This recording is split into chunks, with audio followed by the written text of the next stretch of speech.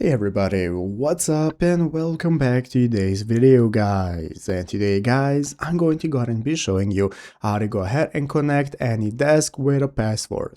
This is a very simple thing to do, so make sure to watch this quick and easy video till the very end, follow my steps correctly so you can make sure that this works the same for you and you can do this yourself. But yeah guys, let's get straight into it.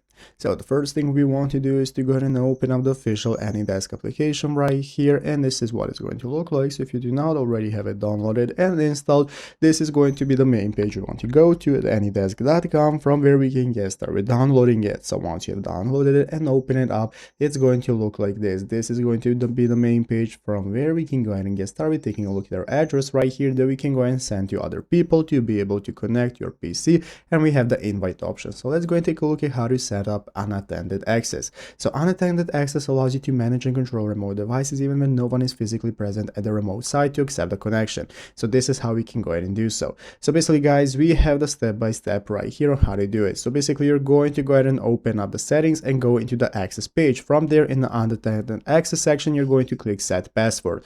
This is going to enable people to go ahead and connect to your AnyDesk without you being present, just by inputting the password. So by completing the steps, you'll enable unattended access on your remote device, allowing you to connect and manage remotely anytime. So here you can go ahead and find your settings right here on the top page. You're going to see all the options and how to get started with setting them up. You're going to have the set password option right here. Click on that and follow the steps, and that's how it's done. So I hope this video was helpful.